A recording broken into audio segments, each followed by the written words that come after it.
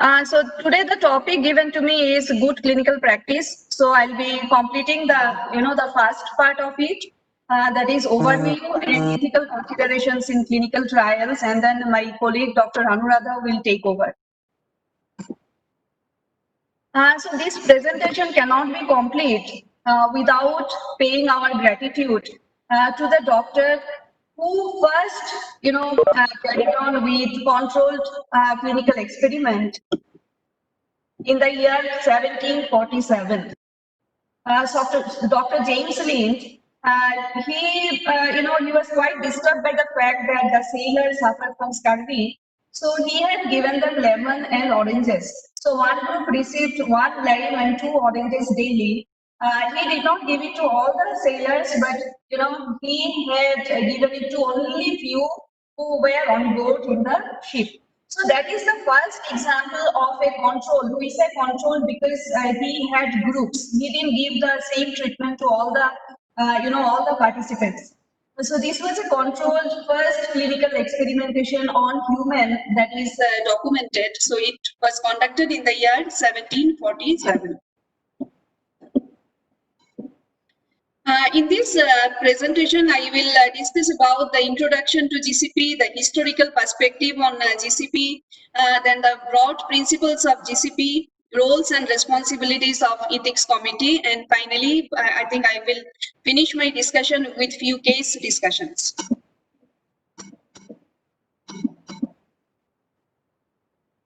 So GCP or good clinical practice, it is the standard for clinical trials or studies. So it gives us pointer towards the design, conduct, performance, monitoring, auditing, recording, analysis, and reporting of a clinical trial or a clinical study. It provides an assurance on the rights, safety, and well-being of human participants. Since this corona pandemic is going on, and we are addressing this Indira Gandhi Institute of Child Health today, so I thought this picture is quite relevant. It's a decade-old picture. It's a decade-old Soviet study that had hinted at coronavirus strategy. A married pair of virologists in Moscow, they tested a vaccine on their own children way back in the year 1950. And their children have grown up to become virologists now.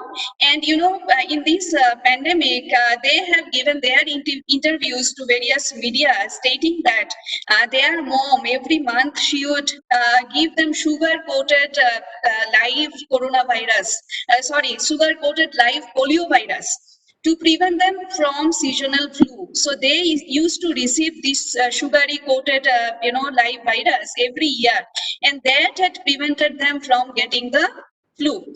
So the same strategy, that is, where people are trying whether the same strategy can be used and repurposed of the vaccines for the prevention of coronavirus. So we will take this case as an example today as I move on to my next slide. So I want all the participants to think about this problem, right? So what happened is one researcher found that, this polio vaccine can be helpful in heart children. So that day, those time, it was very difficult for them to go ahead and do some controlled experimentation. Permission would not be granted. So what they did is the couple, they tried the therapy or strategy on their own children. So the strategy was live polio vaccine in own children to prevent them from getting seasonal flu. So the children used to receive it every year. The background, of GCP is that GCP began at the end of World War II, and it was developed by the World Medical Association. It was released in the year, the guidelines were released in 1964 in the 18th meeting of World Medical Association. So this GCP is considered a fundamental document in the ethics of human research, What are the goals of GCP? So the main goals are to protect the rights, safety, and welfare of the research participants. At the same time, to ensure the quality, the reliability and the integrity of the data collected, and also to provide standards and guidelines for the conduct of clinical research. So very important for us to remember that it is nothing but the GCP document helps us to protect the rights, safety and welfare of the research participants. At the same time, it helps in the generation of data that is good in quality, that is reliable and that has integrity. So GCP, in one word, it is ethics plus quality data. We have, various examples from the past that led to the evolution of GCP. By evolution, I mean the various rules and regulations that came in force. The first regulation is this Food, Drug and Cosmetic Act that came in the year 1938. Followed by the Nuremberg Code 1947, and this code, was after the Nazi trials, and then Declaration of Helsinki around 1964, Belmont Report 1979, and nowadays whatever we follow is International Conference on Harmonization Guidelines, that is ICH GCP guidelines, and that is for the globe. But in India, we have Indian specific guidelines that I'll be discussing in my the later slides. So, a lot of bad things had happened in the past, but I don't think it was human fault also, because for anything to happen, right, for any good thing, we need a, beginning. And these incidents are the beginning to the principles and guidelines that we have today. So there are reports. So this is a, newspaper clip from a Chicago newspaper, and that mentioned that the laboratory experiments made it quite evident that ethylene glycol, not the sulfanilamide of an elixir of sulfanilamide, was responsible for the death of 13 persons. So it's not 13, it led to the death of more than 100 US citizens, many of whom were children. So this elixir sulfanilamide, it had the taste of raspberries. So it was given for the treatment of these streptococcal infections. It was difficult to dissolve sulfanilamide, so it was mixed with the solvent diethylene glycol. It's a known toxin actually, but this diethylene glycol led to the death of so many individuals. The company tested the elixir only for its appearance and palatability before its nationwide distribution.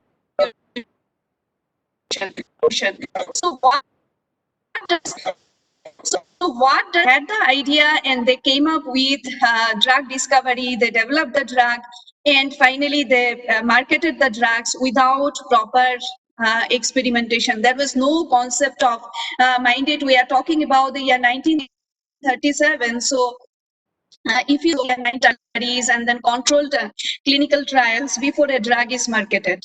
So this catastrophic event, it prompted the passage of 1938 Federal Food, Drug and Cosmetic Act.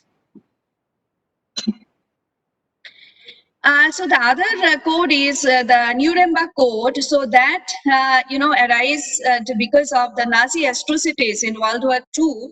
It drew attention to lack of international standards on research with human, and especially the war prisoners. So it violated the human rights, and 23 German physicians, nurses and administrators were tried, in a trial. They had the criminal proceedings, but unfortunately it did not lead to their, their punishment or anything. They just escaped. So these Nazi doctors were very fond of, twin babies or of pediatric age group, because they could do so many types of experimentation. So they wanted to be the superior race. So they were very much interested in twins. They would, just draw out the eyes from the eyeball. They would make these kids drink a lot of water so that the rectum comes out, and they used to collect samples. So there were a lot of inhuman experimentation. Various types of experimentation, like freezing experiment, they would expose the shoulders to freezing temperature, and they would note the temperature that would lead to death of the prisoner. So this is to see, because their soldiers were fighting, so just to mimic the conditions for them and to see what temperature would lead to the death of the prisoner. Or in other words, like their own people, their own soldiers. So freezing experiments, genetic experiments, infectious disease experiments, they would expose these prisoners to mosquitoes and other infectious agents and would carry on with experimentation. Salt water, sea water experiments, sterilization experiment, poison and traumatic injuries, like so many inhuman studies they have conducted. So because of all those inhuman studies, we got the Nuremberg Code. It's nothing but, it talks about the voluntary participation and the need for informed consent. So in other words, the benefit of research must outweigh the risk involved, right? So after the Nuremberg Code, we got two important, direction. One is like participation in any clinical research, voluntary clinical trial. And number two, there should be a, and number two, there should be voluntary. And number three, that was going on for like he started after Kingman, he started abusing the prisoners. He started experimenting on them involving toothpaste, deodorant, shampoos, skin creams, detergents. So what I saw between, and he compared it with himself as a farmer seeing a field for the first time. Just imagine, this human skin was compared with a farmland. So though the tests required constant biopsies and painful procedures, it was compared with a farmland. So those tests required for the first time. Just imagine, this human skin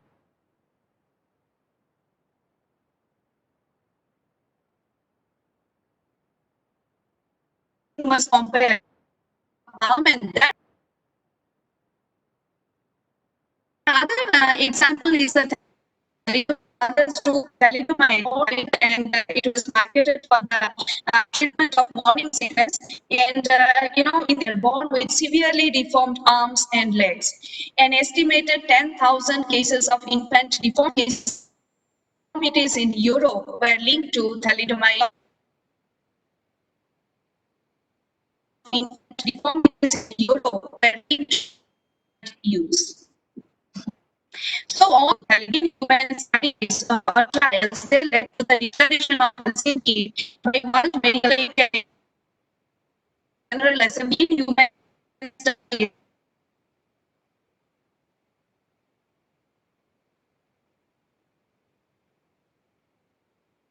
Syphilis study.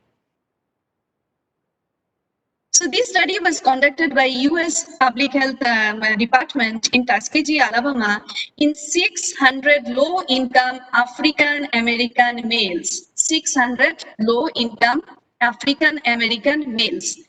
The study was conducted in 400 subjects infected with syphilis. So 400 subjects were infected with syphilis. It was conducted without due care to the subjects. The subjects were not asked to give consent.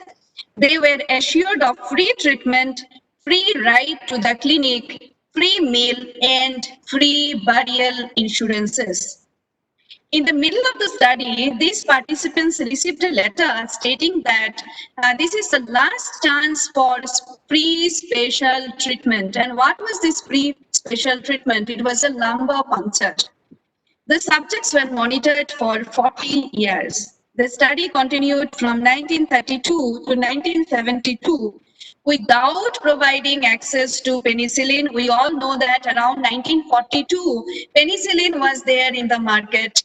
Even though penicillin was available, the participants were not given access to penicillin. They were not told that, a definitive cure for syphilis was there in the market. But the study they conducted to determine if the patients were or better off not being treated with the toxic available remedies, right? So many of the subjects died of syphilis during the study. The study stopped in 1973, only after its existence was publicized, and it became a political embarrassment for the US government.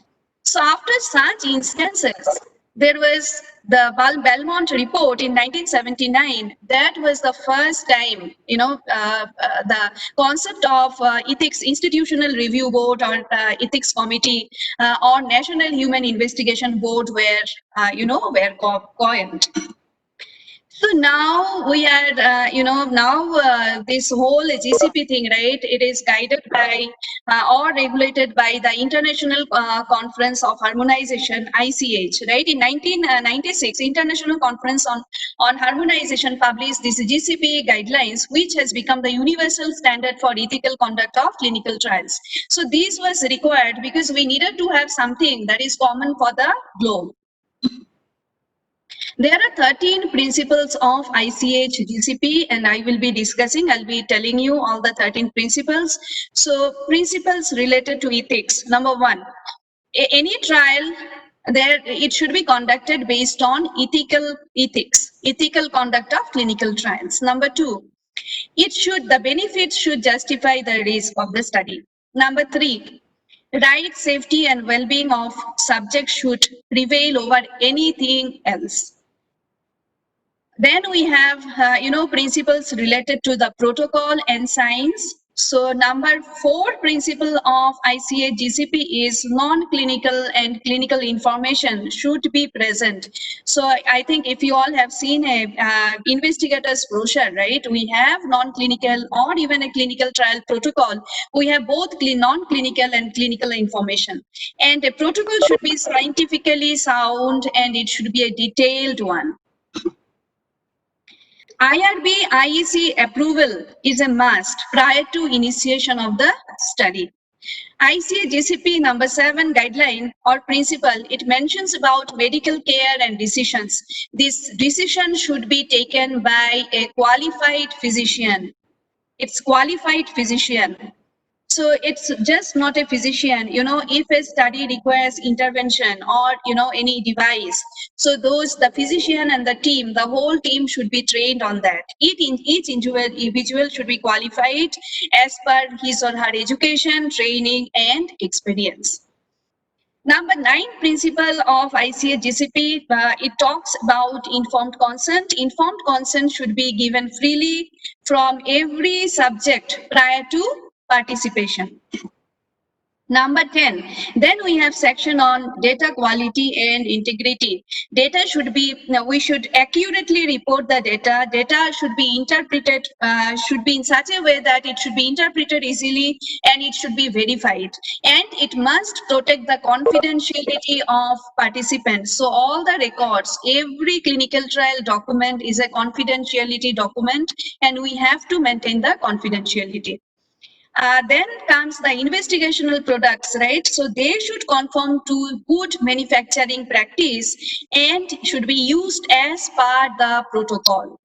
The last principle, it's about, quality control or quality assurance. It says systems with procedures. There should be systems with procedures to ensure quality of every aspect of a trial.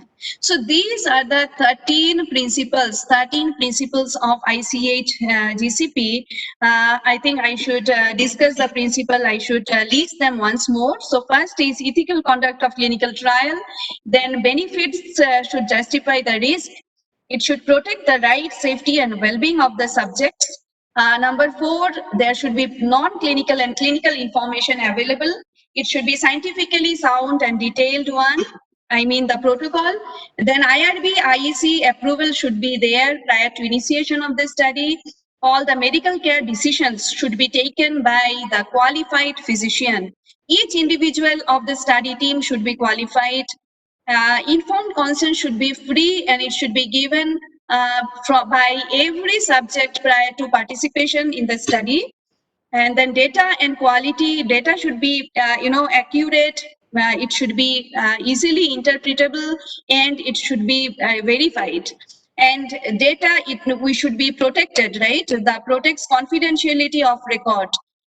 If you see the clinical trial documents, usually the name of the subject is not written. They are given some code. Now, for the investigational product, it should conform to good manufacturing practice guidelines. And the last principle is on quality control. There should be systems in place to ensure quality of every aspect of the trial. So till now, we have discussed about the evolution of GCP and why GCP is important.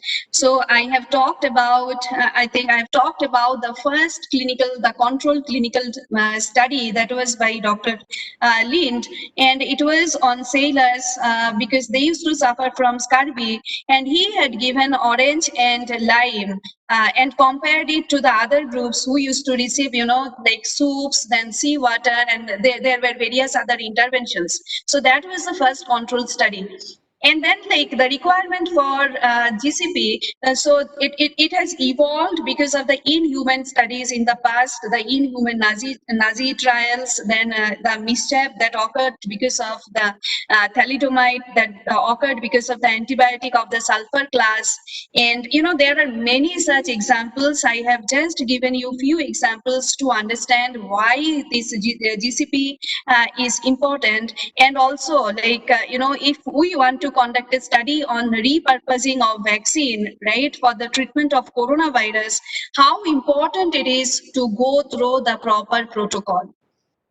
Now about clinical trials in India, it is regulated by the CDSCO. We have Schedule Y that gives us the guideline, and Schedule Y is also a law. Now ICMR gives the guideline on National Ethical Guideline for the biomedical and health research involving human participants. The full documents are available from ICMR website. So all trials or all clinical studies need to be mandatorily registered in the Clinical Trial Registry of India, CTRI. You all have postgraduate students. It's a mandatory. It's good. It's a good practice for their publication also, because the reviewers will ask what was the CTRI number. So it's always good to go ahead and do the registration. It's a small process. So who are the stakeholders of GCP? So the first stakeholder is the sponsor, because he has the drug. Then clinical investigators who have to prescribe the drug. Then ethics committee to monitor the overall conduct of the trial. Then CRO. Then research nurses and clinical research coordinators who assist the the principal investigator. Then medical monitors, they are usually employed from the pharma industry, because they also do not want anything to go wrong in the process, because after all they have to spend many years on research and for the development of the drug. And finally data entry personnel and others. So it's an integrated approach. Everyone else involved in the clinical trial or clinical research needs to be trained in GCP, and so these people are the stakeholders of GCP. Now I'll be discussing about the ethical considerations of the clinical trials. So here I will discuss about, okay, so till now in the overview, if you have any questions, you can ask me. I think we can unmute you. Maybe you can raise your hands if you have any issues till now.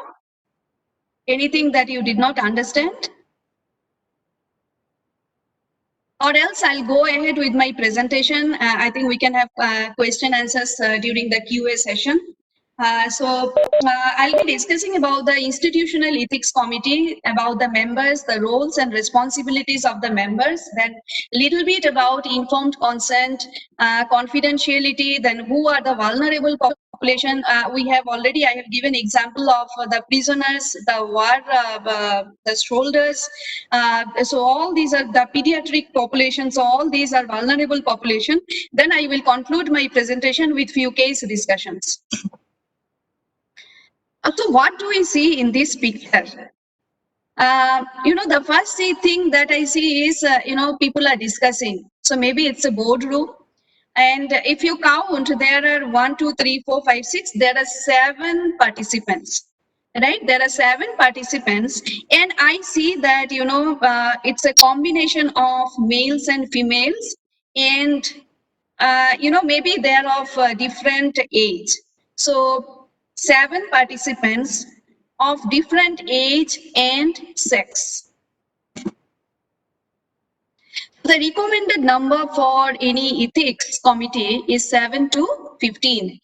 EC is a mix of medical, non-medical, scientific and non-scientific persons and lay public. In any EC, there should be adequate representation of age and gender. So preferably 50% of the members should be non-affiliated or should be from outside the institute. So this is a new law that came in recently last year, right? 50% of the members should be non-affiliated or they should be from outside the institution. And about quorum means, the minimum number of persons required to host a meeting. So minimum number of persons is 7. Regarding the members of IEC, Institutional Ethics Committee, as I mentioned, 50% should be from outside the institution. So here, let me tell you about the non-affiliated members.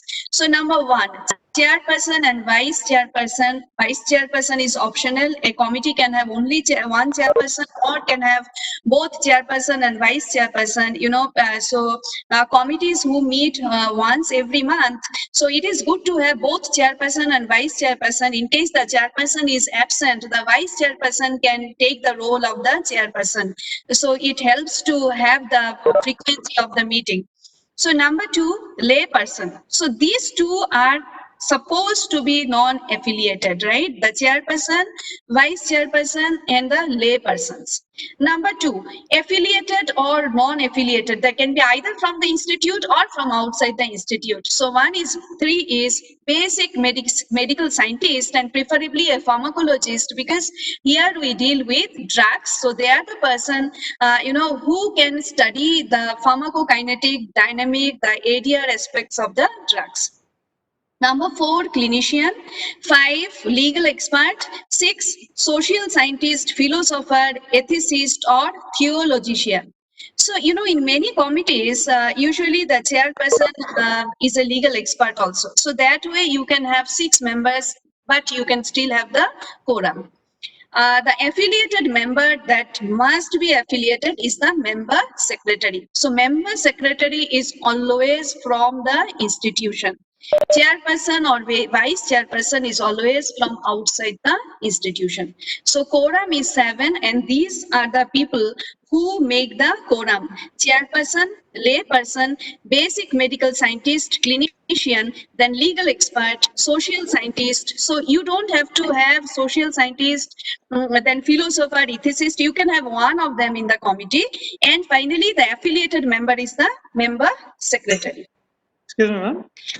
Yes. Ma'am, meeting might end in 2 minutes. So if it ends, okay. If it abruptly ends, we'll re-log in. Okay, fine. Thank you. Thank you. Yeah. So the basic responsibilities of IRB is to protect the dignity, rights, safety, and well-being of the participants, and to oversee that universal ethical values and international standards. I told you about ICH GCP. This is to standardize studies throughout the globe. So responsibility is to oversee that the universal ethical values and international scientific standards are followed in terms of local community values and customs. So I'll give you an example. Like if you are doing a trial with insulin and you want to get, people from a particular sect, you have to keep thinking about Ramzan. So during Ramzan month, these people may fast. So, you cannot have a proper insulin study. There will be always a room for bias.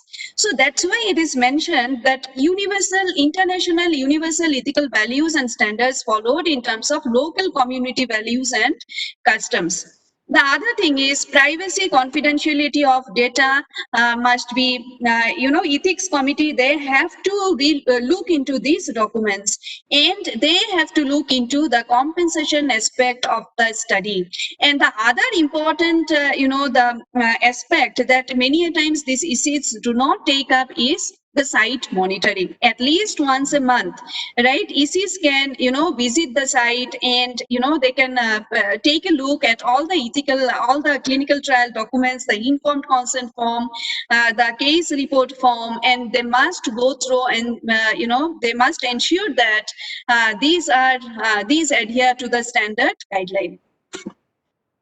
So there are three main responsibilities of the EC in terms of autonomy, beneficence, and justice. Now let me discuss about the roles of the chairperson. So as I mentioned, chairperson is from outside the institute. So he is an independent member, and he should, ensure independent and efficient functioning of the EC. He should ensure active participation of all the members. So in the beginning of this, meeting, actually he has to take the roll call, right? Whether the quorum is there, whether all members are present or not. So he ratifies the minutes of the previous meeting. He ensures quorum and fair decision making. So he is the person who handles complaints against researchers, EC members, and the request for use of EC data. He is the person who handles all the conflict of interest issues. This is about chairperson. Now let us discuss about member secretary. As I mentioned, member secretary is always from within the institute. So the roles and responsibilities of member secretary is, procedure for preparing, receiving, circulating, and maintaining proposals. So usually he has a secretary because he himself cannot manage. So through the secretary, he ensures that all these responsibilities are taken care of. He schedules meetings and records the discussions. He prepares the agenda and minutes and ensures that training of the ethics committee members. He ensures updation of SOP. Like recently we had, new amendment to Schedule Y.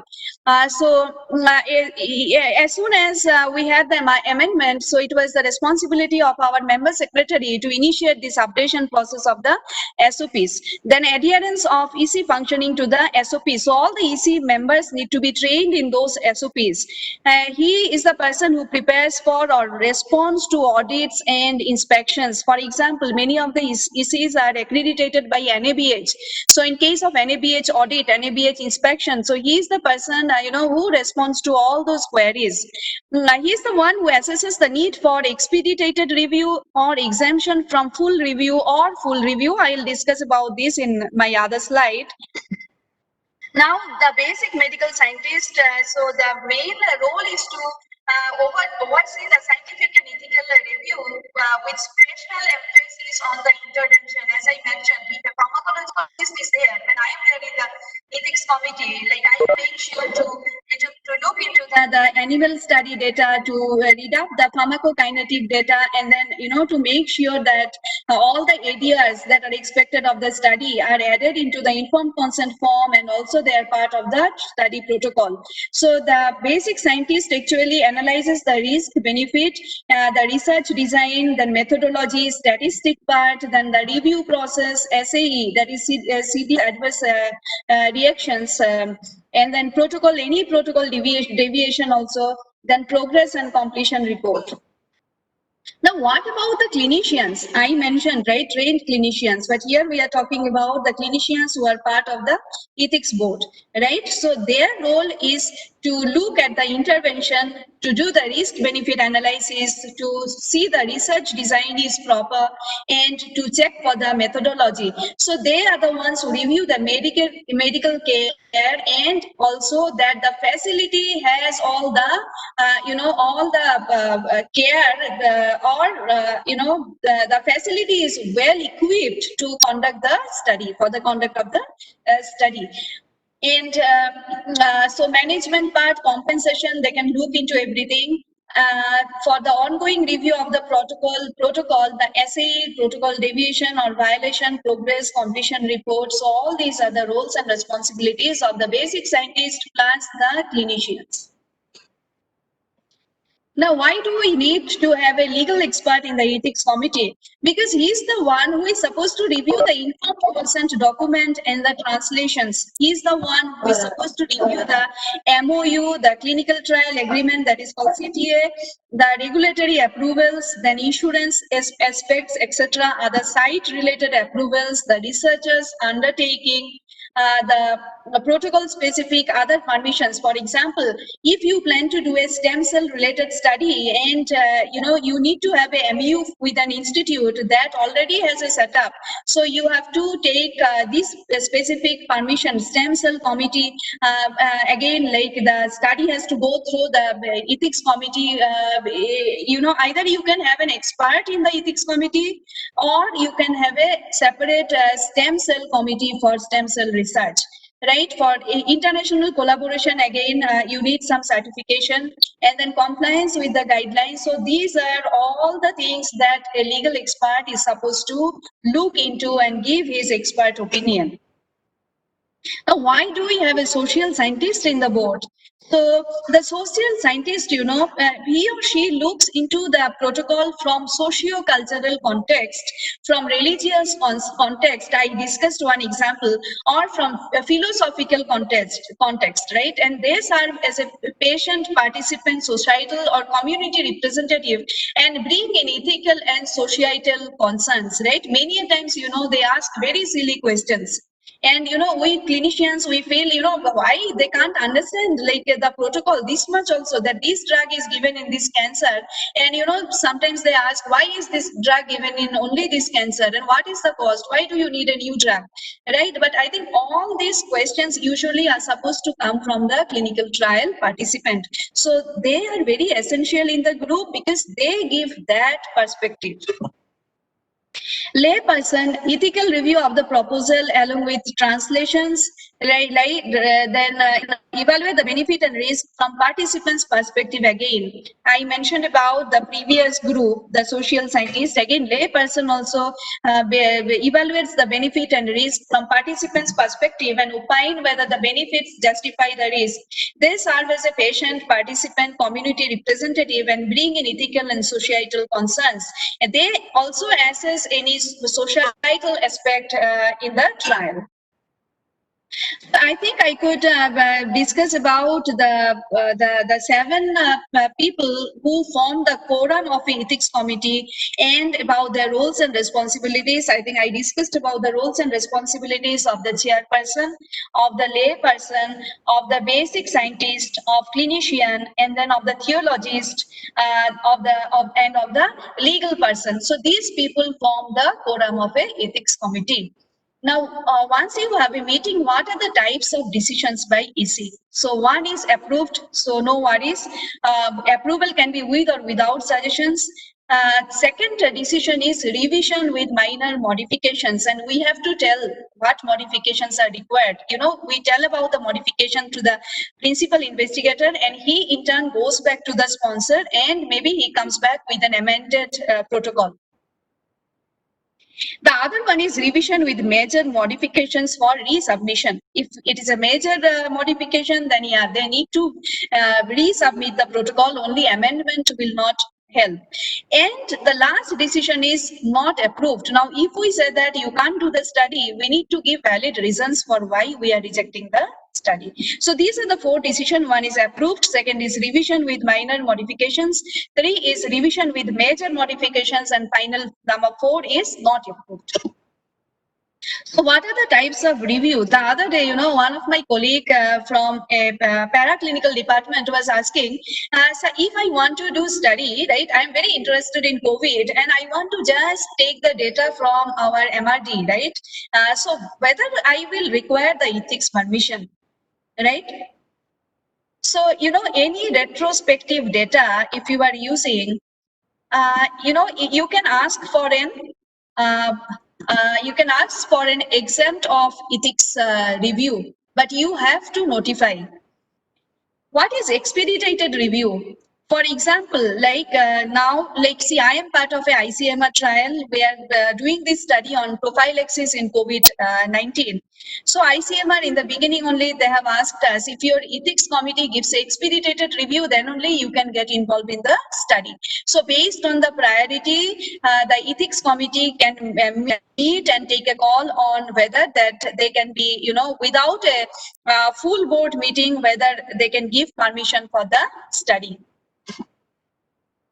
So as I mentioned about the 13 principles of GCP, if you remember, the last principle was on, on the records. So all records must be archived for a period of at least 3 years after the completion or termination of the study.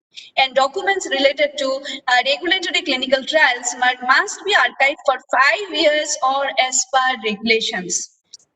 So 3 years, and if the regulation mentions 5 years for the clinical trial, then it should be archived for 5 years. Let me take you through the informed consent form. So it's nothing but fully informing the subject about the study. So fully explain the trial and its procedure, communicate in non-technical language. You can't tell a villager that you have diabetes. You have to say you have increase in sugar in blood. We have to take any language barriers into consideration if we are doing, if a hospital receives Telugu patients, then we have to have the ICF translated in that language. Ensure subjects are well aware of their rights. So what do we mean by rights? Whether they can, terminate, whether they can leave the study at any point. And then, allow enough time for questions. The PI need to allow enough time for questions, ensure subjects are aware of their rights, whether they will be getting any compensation, whether their travel expenses will be reimbursed. So all these should be part of informed consent process. There is something called reconsent. Now, when do we need to take a reconsent? So in case there is a revision to the protocol, we need to take a reconsent, or in case of safety. Suppose, there was a trial, there was a diabetic drug trial where a lot of patients were having cardiac events. Now, in that case, as EC, we requested the sponsor to have it included in the protocol. So in that case, you need to initiate a reconsent procedure, because the participants need to be told that, in this study, there are a lot of cardiac related events. Are you still want to be part of the study? Now that, I am talking to all of you, you are working in this pediatric hospital. So there is something called pediatric assent. It's very important.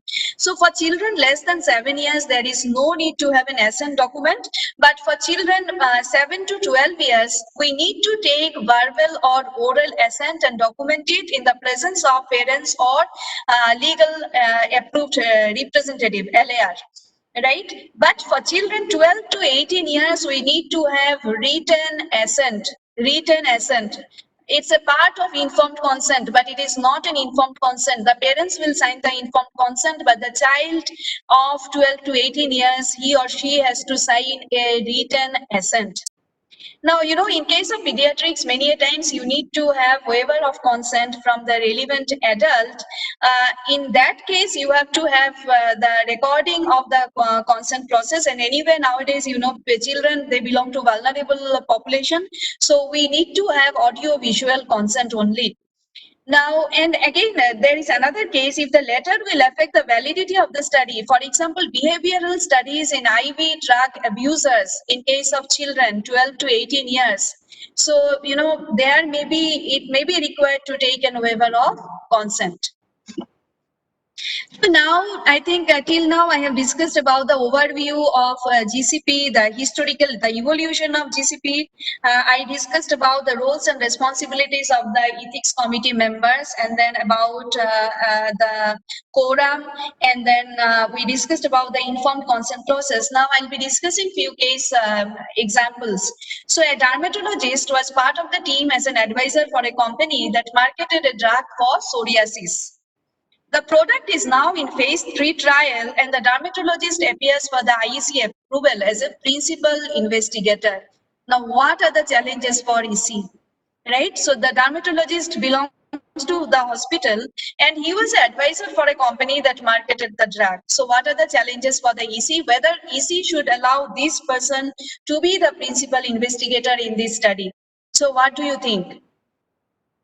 I think we can discuss the answers in the question answer session, or maybe, if you want to answer, you can raise your hands. There's a clear-cut conflict of interest here. The Yes, principal sir. investigator cannot be a person who's already been a part of an advisor. Yes, I sir. think it's not fair. It's not fair. Yeah. So as EC, we have to look into these aspects also. Thank you, sir. A phase 3 trial of a new anti-diabetic molecule requires to conduct studies on adolescent school children. The protocol requires a pregnancy test. So what are the challenges for EC, and also elaborate on the consent process? Any volunteer?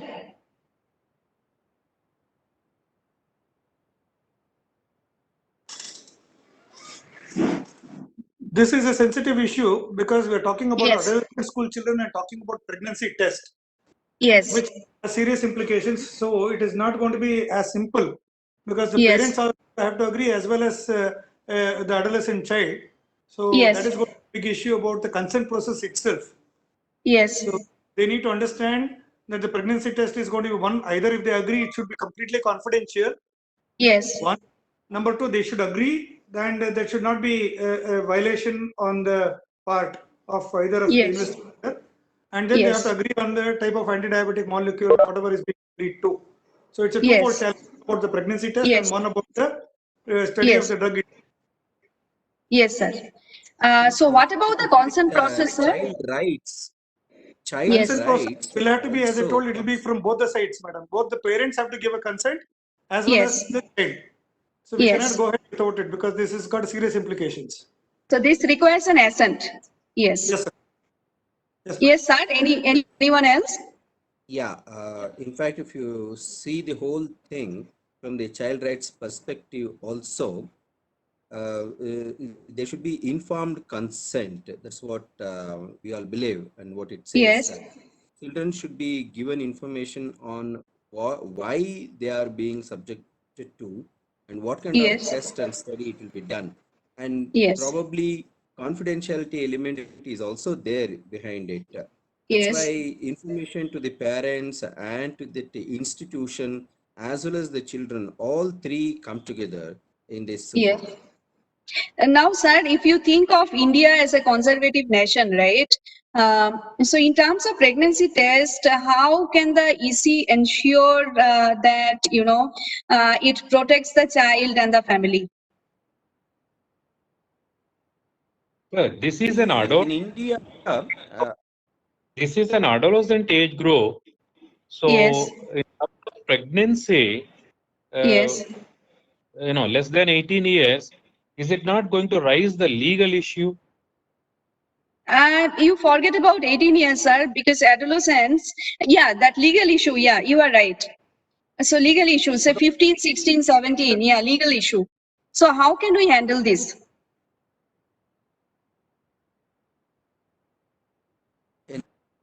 adolescent is from the age of 10 plus to Yes. 18, 19, Yes. up to that Yes. age. See, Yes. in India, up to 18th year, one cannot enter into sexual relationship Yes. because the age of consent matters. Yes. Secondly, if any child below 18 is subjected to any kind of sexual relationship, the other person can be prosecuted Yes. if the other person is not a child. Yeah. So, as you rightly said, India being a conservative society on one part, the other part is there are a lot of legal implications in this Yes. kind of Yes. study. You cannot Yes. ask a child whether he or she is having a sexual relationship. Yes. Asking such a question to a Yes. child, you need Yes. to be very careful, and your questionnaire or your instrument has to be approved by at several levels, several boards. Yes. Asking any question which is not very comfortable for children to answer is a matter of concern. Yes. So, but most of the global trials, right? They that are towards this age group, right? So they ask for this pregnancy test. So one way, maybe you can have a counselor, right? That takes care of the legal issues. Okay, so from ethics committee point of view, maybe you can suggest to have a counselor during the consent process.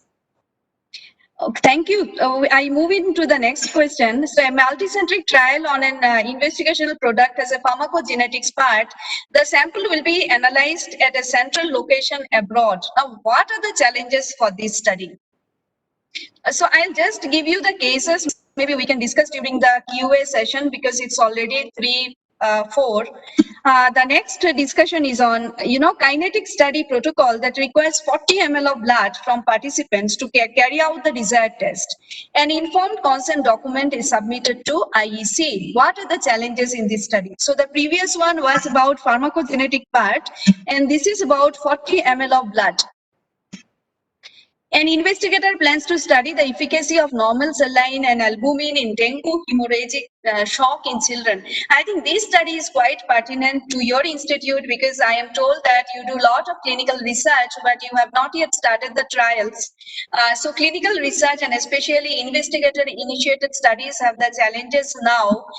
Even though you don't need a DCGI approval, but we have so many issues, right, from this insurance, right? If anything goes wrong in the study, who provides the insurance, right? And then if you have to give any compensation, right, to the participants, so who provides the money? If you have to take care of the transport of the participants, who provides the money, right? And how do you get the funding from? So without proper funding, it is very difficult for an investigator to initiate a study. So this is one such study. The investigator plans to study the efficacy of normal saline and albumin in dengue hemorrhagic shock in children. He provides evidence of the use of albumin in the above condition. So from clinical practice point of view, maybe you all, sometimes try different things. But if you want to publish this, again, there is another issue here. If you publish this and if that publication is used by the pharmaceutical firm to market or develop their product, then again, you will be in trouble. So the recent guideline says investigator can initiate a study, but at the same time, he has to take an undertaking from the firm that the firm cannot use this data for the development or marketing of the drug. A study is designed to assess the adherence of rural patients to inhalation technique of meter dose inhalers. The steps are explained with pictorial representation and ICF is furnished in English. What are the challenges? It's in rural population, you have the photo explaining the study, but ICF is furnished in English. During continuous review process, a trial product is found to cause serious event that required hospitalization in 1% of the participants globally. What are the challenges for the IEC? I think I already discussed. You may need to amend the protocol and to amend the ICF, stating that 1% of the participants had cardiac related events. An ongoing trial reports 3 protocol deviations in a month. Is there anything the EC needs to address? 3 protocol deviations. So with this, I finish my presentation. I think I'll hand over it to Dr. Anuradha. I'll be available. If you have any questions, maybe you can write in the chat box, or after the session, we'll have a QA session. Thank you very much.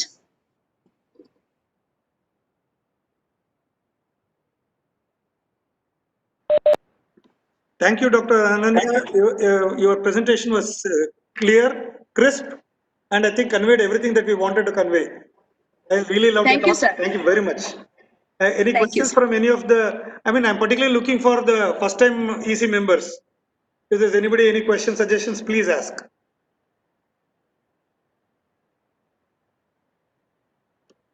I think you made it so clear that they don't have any questions.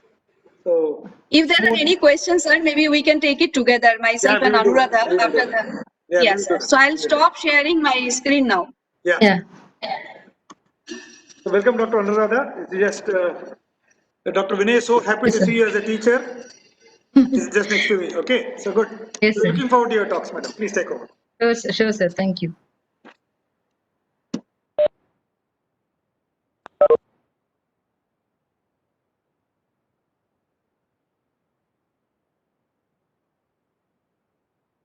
Okay, can you see my screen? Yes, ma'am. We can see, ma'am. Dr. Anuradha, welcome. Thank you, Vasudeva, sir.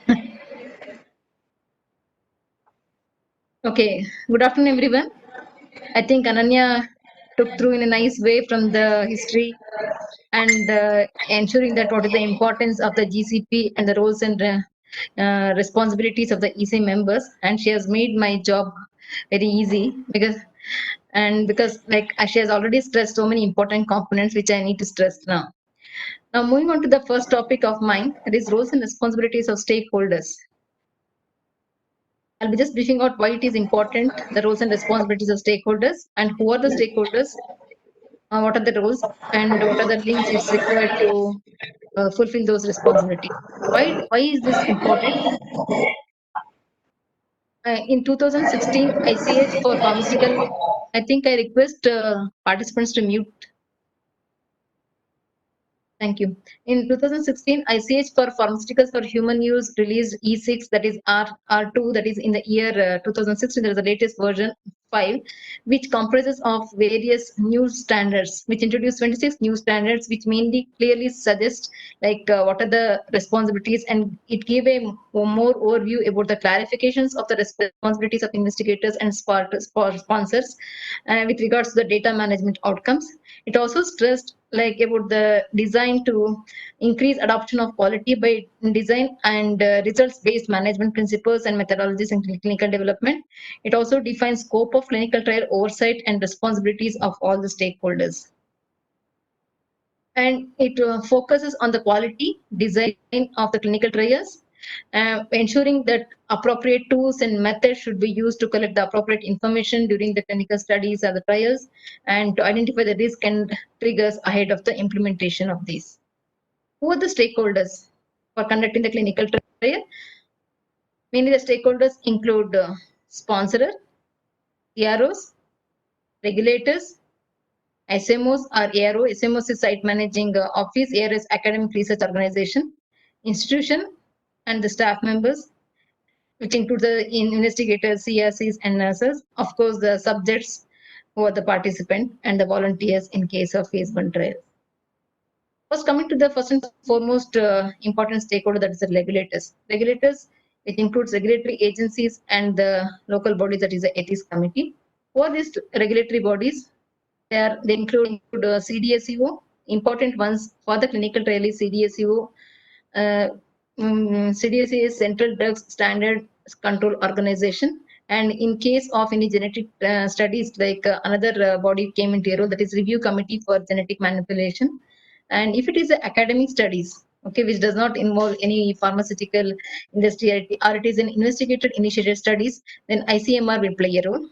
That is, which comes under Ministry of Health and Family Welfare. If there is association with the other aspects, then the other bodies like Genetic Engineering, Central Bureau of Narcotics, and Directorate General of Foreign Trade, all this come into effect, like if the study involves the multicentric and various other multifacets.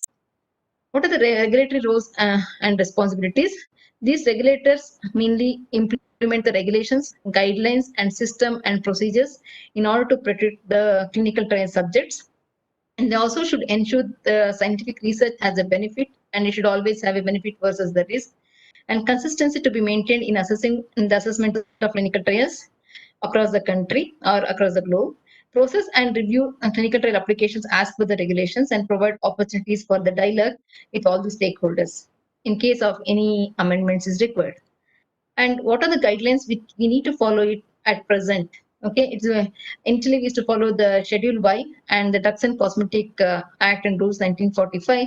Now it has been amended, and it is called as New Drugs and Clinical Trial Rules 2019. Meaning we have to abide by these guidelines. And apart from this, we also should follow Indian GCP guidelines 2012 and ethical guidelines of biomedical research on human subjects 2017 is essential for the academic research. For the academic research, we should follow these ethical guidelines of biomedical research on human subjects, whereas for the clinical trials, the above two guidelines are essential. And all the trials, whether it can be clinical trials or clinical research, like the other or as the academic studies, should be registered under CTRI. What is the CTRI? That is Clinical Trial Registry of India, which actually set up by the ICMR, National Institute of Medical Science. Like here, like online registration is done, and all the studies should be registered under CTRI before enrolling the first subject after obtaining the clearance from the ethics committee. And the registration of the clinical trials and the academic studies is mandatory since 15 June 2019, and it is free of cost. No charges applied for the registration. And importance is like to make all the studies transparent and publicly available. And from April 1st, 2018, CTRI has stopped registering clinical trials retrospectively. What earlier they used to do is after conducting the trials, they used to register retrospectively. That has been stopped by the CTRI, and now only the prospectively they are going to register it. That is before start of the trials or the clinical research. And it is recommended for even for the non-interventional observation studies and academic trials also. Not only for the clinical trials, the registry is required. The registration is mandatory even for the non-interventional, observational, and the academic trials. And as you all are aware, like why IRB is started, you can see in this picture. Like for example, if there is any intervention of the trials is done for the participant either by the sponsor or by the investigator, like only of the consequences happens, they cannot say whether it's right or wrong. So now the IRB play a much role like in order to protect the rights of the participants and also to in order to look for the benefits over versus the risk. What are the roles and responsibilities of EC? Like I think Dr. Ananya mentioned clearly. I think I'll skip this. And now EC is one of the stakeholders along with the regulatory bodies. Now another stakeholders is the sponsor. Sponsor can be an individual, it can be a company, institution, or organization which takes responsibility for the initiation of the study, management of the study, and of course the financial financing the clinical trial or the clinical research. In case of the clinical trials, most of the times the sponsor is a pharmaceutical company, whereas in the academic studies, most of the time it can be some national bodies like ICMR, or DBT, or DST will fund it. What are the roles and responsibilities of the sponsors? Okay, the sponsors mainly helps in following the regulatory ethics and also responsible for the submission of these protocols and training of all the related study personnel and the participants and the vendors. And they should ensure the quality management and monitoring systems. They should always choose the right person for the right studies, the right trial. That is appropriately qualified person should be chosen by the sponsors, and they should select the reliable vendors, that is mainly the CROs or the CRCs, and they should ensure the protocol compliance during the course of the study. And when appropriate monitoring and audit is required, in case of any safety issues, like if in the case of development of any SAEs or the AEs, then the compensation should be given by the sponsors. Next comes the CROs. The CRS is Contract Research Organization. They play a middleman role between the sponsor and the institution. What are the roles and responsibilities of the CROs? They implement systems and procedures for the conduct of clinical trials and assessment of safety. They do conduct clinical trials mainly based on the regulations and guidelines. They are abide by the contract signed with the sponsors, and they are going to implement this in the institution. They maintain the accurate records. They escalate the concerns to the sponsor whenever they come across in the study site. They are the main line of contact between the sponsor and the study site. They perform variety of operations and the monitoring activities, that is periodically, and whatever the monitoring activities happens, and those things should be communicated even to the ethics committee. And CROs are the ones who are mainly responsible for the accountability of the IP. IP is investigational product, and in case of any defect, the return of the IP or the destruction of the IP, that is the main role is played by the CROs. And next stakeholder is the principal investigator, without whom the study is impossible. And he is the main person who is required for the conduct of the clinical trial. He's the person who is responsible for the conduct of the trial at the trial site. If the trial is conducted by a team of individuals, many times I know like one person cannot handle the study, they have a group of people who can conduct the study. In that case, the primary person who is responsible for the trial or the study, he is called as a principal investigator. The other members is called as a co-investigators. And I know like since many of the medical professionals have their multiple responsibilities, and it is very difficult to cater to all the needs which has been mentioned by the clinical trials. So they have an assistant. I'll come to that later on next. What are the roles and roles and responsibilities of the PA? And the PA should be qualified as per the Indian GCP. He should be qualified as a specialized person as per the MCI, and he should have an adequate sources at his site with respect to the subject recruitment, adequate number of qualified staff or facilities who can take care of it, and the adequate time for the conduct of the trial. If he's a too busy person, if he's not able to give enough time for the study, he should not take up any clinical trials or clinical research, because he has to give enough time for the process of the conduct of the study. For example, if he does not get an adequate number of the particular subject, then also like recruitment will not happen, so we cannot conduct the study. So we should ensure that adequate source or subject can be recruited at the study site, and we should follow the protocol, and he is the person who is responsible for the compliance of the protocol and accountability of the IP apart from the CRO. And he's the one who has to take the informed consent by explaining everything to the participant, and he's the one who has to be concerned about the reporting with respect to the accuracy, completeness, legibility, and timelines with respect to the process of the clinical trial. And periodic progress reports should be prepared by the PI, and he has to communicate these periodic reports to the ethics committee. Like in our institution, once in every 6 months, they have to send the progress report to the EC, and based on the progress report, we will allow them to continue the study, or in case if there is any fallacies, like if there is any loopholes or limitations in the study, will stop the study. And of course, like he's the one who has to report the safety reports to the sponsors as well as to the ethics committee. As I told you, like since many of us will have multiple responsibilities, it is very difficult to coordinate and difficult to spend enough time for the clinical research. So we will be having one more assistant to us who can coordinate the clinical research. But the ultimate responsibility lies with the PI. We should keep it in mind, like PI is the one who should be responsible for everything. Only thing is coordinator can assist the PI.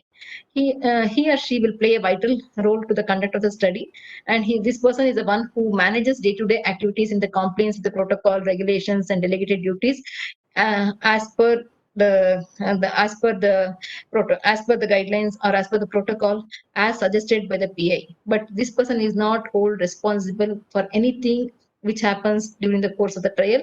It is a PI who is responsible for everything. Only thing is this coordinator can just assist in for the smooth functioning of the clinical trials at the site. Next comes the institution. Okay, so far what are the stakeholders? I said they are requests. Of course, institution is the one which is going to provide the space and all other infrastructure to us. They also play in equal responsibilities and roles in the conduct of the clinical study. For the conduct of clinical trial, as per the GCP and regulations, the institution permission is essential to ensure adequate resourcing and training of the study staff. As you know, like whoever be the PI or the investigator, co-investigator, and even the coordinator should be aware of the GCP guidelines. They all should be trained in GCP. Unless until they are trained in GCP, they will not be made PI. They cannot be a part of the study. And the institution can have a responsibility of oversighting the subjects, support, rights, medical care, in case if there is any issues which come across in the study site. Okay, those patients or the study members or the coordinates can take up the issues to the management of the institutions, and they have the right to overlook all these activities.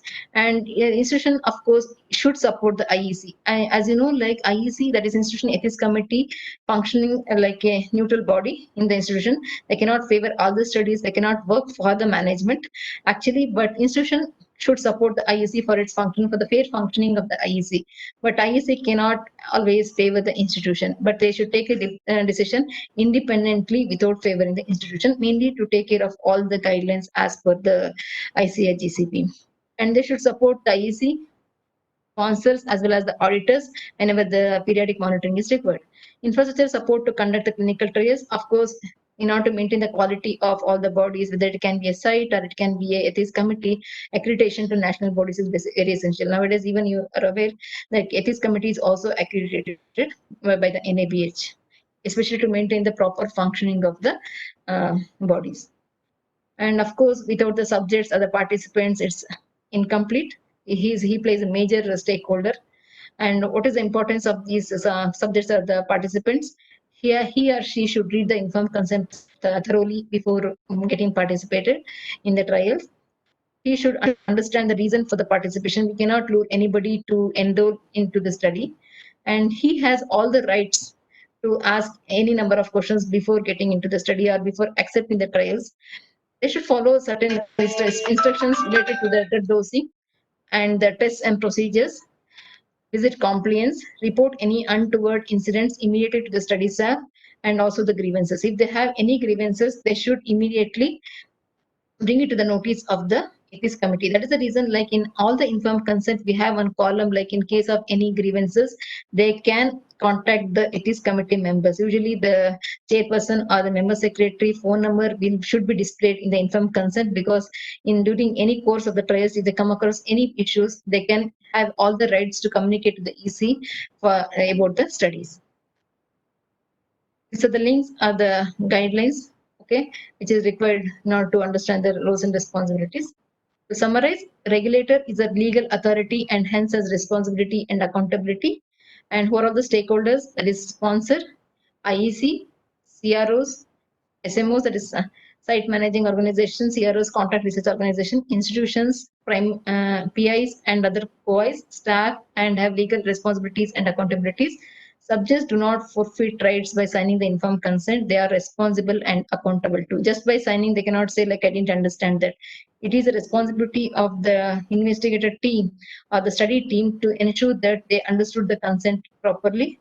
And once the consent is signed, it is their responsibility as well.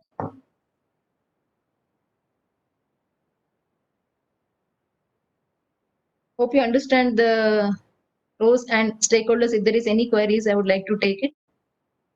I have one more topic to discuss. Any queries from anyone? Thank you, madam. It was quite Hello. clear. Hello? Yeah, yes, sir. Any queries from anyone?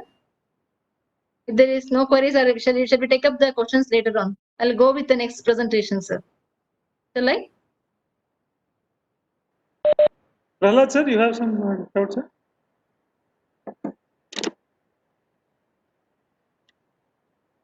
Any doubt? Yeah, doctor, I just had one question. Yeah, please. How do you deal with volunteers who choose to drop off at a crucial part of the trial? Crucial part means? When you've come up to a certain point in your trials and if they for no evident reason choose to drop off. Correct. So how do you deal with them? See, it is always voluntary, as we mentioned. We cannot force anybody to continue with the trial in any point of the time. Only thing is you can just, because always we should ensure that what is the reason for withdrawal of the study. Okay. For only thing, we should always write a reason for the reason like why they're stepping out of the trial, but we cannot force anybody or lure anybody to continue with it at any point of the study. Okay, in case, okay, it's very because as we already know, like it's always a voluntary informed consent. Yeah, but isn't it also That is the reason I told you in the beginning of the study itself. It is always, you should always build a confidence and rapport between the patient and the investigator and the patient. See, once you build a rapport, like as we know in the clinical practice also, once we build a rapport, they do stay with us. Yes. Okay. Yeah, that rapport we should build it. Okay, not by forcing anybody or something. Like it depends upon like how we conduct the study. If we are making comfortable and if they're answering all the queries and if they're happy with our services, of course they will continue. Okay. Okay. Right. Hope I understood your issues. Yes. Yes. Thank you, doctor. Thank you. Any questions from anyone? Shall I go ahead with the next presentation, sir?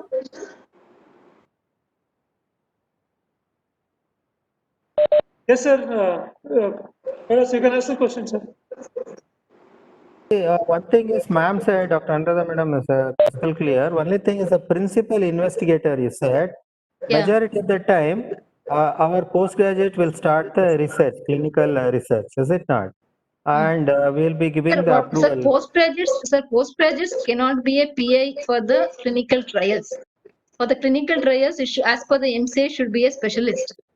Okay. Okay, and what the postgraduates will do, sir, they're for the academic research, for the thesis or for their academic research. For that, they can be the PA and we can be as a guide, as a POI. And because it is not funded, it is not, we are not doing anything as a new drug or new intervention, and we are not favoring anything for the manufacturers or the pharma industry. Whatever we do is an investigation initiated based on the some new ideas what we get, without any vested interest in the manufacturers or in the marketing. Right, madam.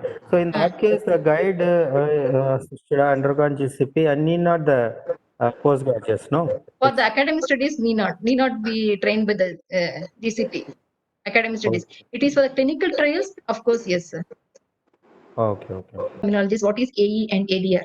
AE is an injury results during the use of a drug, but causal association is not yet established.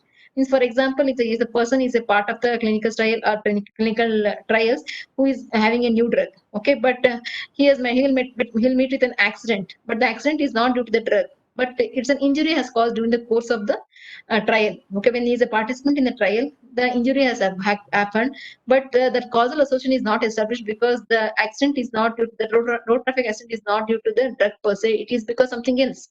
Okay, this is known as adverse event. Okay, and what is ADR? If there is any unwanted and noxious effect of a drug when used in recommended doses in an adverse drug reaction during the course of the trial, if the person has any issues with respect to the drug or with respect to any of the instrument or the device, and it is, and you can establish the temporal relationship between the event and the investigational product, then you can say it's an adverse drug reactions. Okay, here there should be a causal association between the drug and the event, that is known as ADR, that is adverse drug reactions. If there is no causal relation, it is called as adverse event. See, anything which happens during the course of the trial or the research, that can be AE or the adverse event, has to be reported to the ethics committee by the primary investigator. And what is serious adverse event? An AE or ADR that is associated with death, in case if the death happens, or in case if the inpatient is hospitalized, or if it is leading to prolongation of hospitalization, persistent or significant disability or incapacity, or if there is a congenital anomaly. If the woman is a participant and she became pregnant, and over the period, like after a few years, like whatever the child she has given birth to has an congenital anomaly. Okay, that also can be considered a serious adverse event, or is otherwise life-threatening, is termed as an ACE. If the following criteria is fulfilled, like death,